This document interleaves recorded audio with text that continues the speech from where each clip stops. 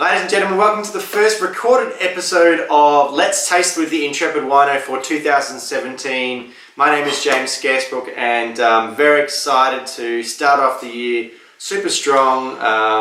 Start off the year, I mean, we're already, God, it's almost Australia Day. Yeah, my first recording for the year. So I'm a bit behind schedule, so I'm really jumping into things this year. Really excited, hopefully get some really interesting samples this year. Please do get in touch with me if you're interested in submitting some samples. I'm more than happy to share my impressions of your wine. Get in touch with me via the website intrepidwino.com. But I've got some more wines that were gifted to me last year to taste on this edition, both from one of my favourite producers in Australia, a former guest of the Vincast podcast, Brad Wehr. And his really exciting brand, Amato Vino. The two red wines I'm going to be tasting on this edition, both from the Margaret River, or at least from Western Australia. He makes a number of wines over there, but he also has some wines that are grown on probably my favourite vineyard in Australia at the moment, Ricatera Farms, in the Riverland region of South Australia. And he's working with some other really exciting varieties. Quite a big focus on Italian varieties, which again, I know I keep saying this, but are my favourites. Certainly the ones I'm most excited about, but also some other really interesting varieties. One that was actually incorrectly called, I guess, or that was purchased and brought into Australia as a Sicilian white variety called Grillo. But in fact, it ended up being a variety called Slanca Bella, which comes from somewhere in Eastern Europe. I can't remember where, the Balkans somewhere, but anyway. So these are two of the red wines, probably one of the ones that he's made for a longer period of time compared to the Riverland ones. Both two really, really outstanding red grape varieties from northern Italy. I'm not really sure sort of which variety to start with, so I'm just going to take a punt and I'm going to start off with the Teroldego. Teroldego is a variety that comes from the Trentino region of Italy. It's got a bit of a cult following, particularly for one producer, Elisabetta Foradori.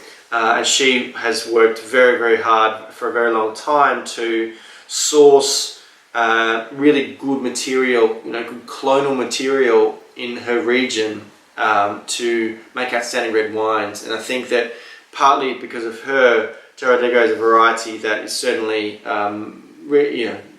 better known now than it was in the past from sommeliers around the world. So this is the 2014 vintage. I apologize, I don't know what the recommended retail price for these wines are. I will hopefully find out and put it in the video or in the description below.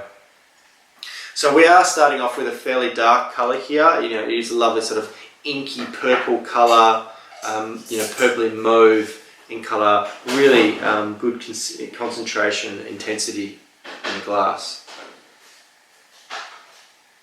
Very floral on the nose. Really, really, really floral.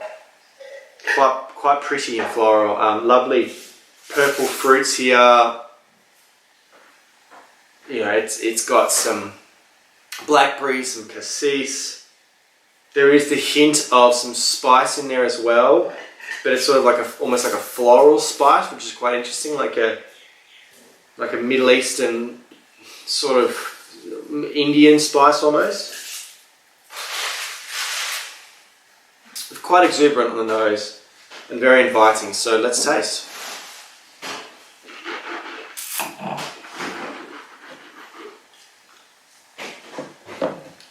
Hopefully you can see milky there. Oh, really? My initial impression is it's quite soft and juicy, lovely fleshy fruits in here.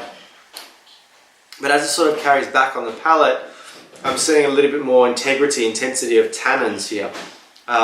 It is still quite vibrant and fresh. Got a little bit of a crunchiness to it, which I like, but it's still, you know, quite approachable in terms of the structure of the wine. You know, it's juicy, it's got some lovely fleshy dark fruits there.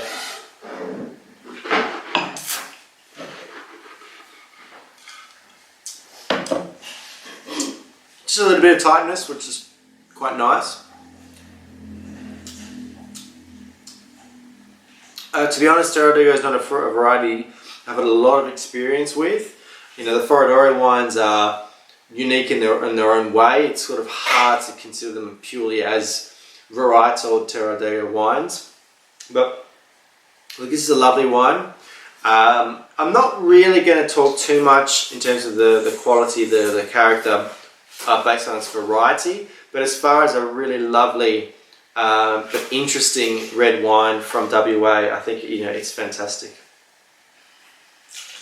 Second wine is made from a variety that's probably a lot better known from northern Italy, a different region here, from Piemonte in particular. You also find it in parts of Lombardia or Lombardy.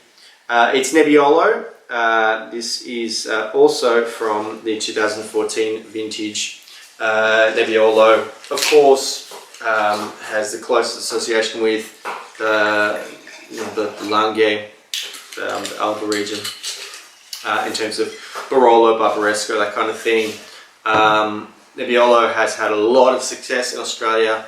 You know, I've already tasted a number of different Australian Nebbiolo wines on Let's Taste, so it certainly is planted a lot more than you would see Teroldego at this stage. It does really prefer a cool climate, so I'm interested to see. I have tasted this wine previously, not necessarily this vintage, so I'm interested to see what the 2014 has to offer. So colour-wise, it's not quite as dark. It is. It's not quite as intense as well. It's got, you know, a little bit more red in there, but it's sort of decidedly less concentrated. You know, has a nice kind of bright ruby sort of hue to it. Slightly more brooding, slightly more subtle on the nose.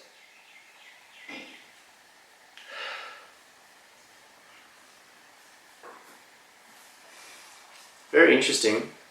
You know, it's got some nice kind of ripe fruit characters, almost sort of dried fruit notes on the nose. But it also has this kind of interesting sort of rum or bourbon barrel note to it. I think, you know, this has probably had some extended skin contact.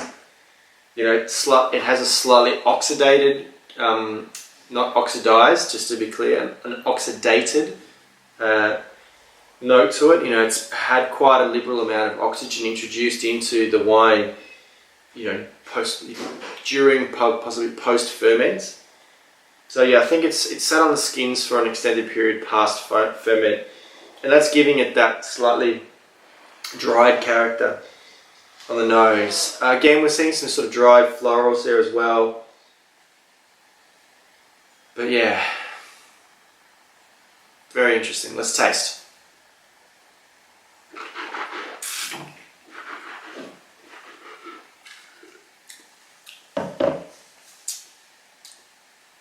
I think I tasted these in the right order because the Nebbiolo is it's leaner but also tighter on the palate, much more complex here, really long, really long. Still tasting, still tasting, still tasting. It's very, very fine, very poised and focused. It certainly has exuberance on the palate, but it doesn't have that kind of fleshy fruit. The sort of fruits I'm seeing here are more red fruits. You know, we're seeing stuff like pomegranates, raspberries, you know, cherries. There's sort of more earth characters here, which possibly I'm seeing more of in the Nebbiolo because of the nature, because of the structure of that wine and the nature of that variety. It's very fine, it's very young. I think it's quite tightly wound at the moment. I think it probably could do with another year or two in bottle just to settle down, because it is quite brisk at the moment.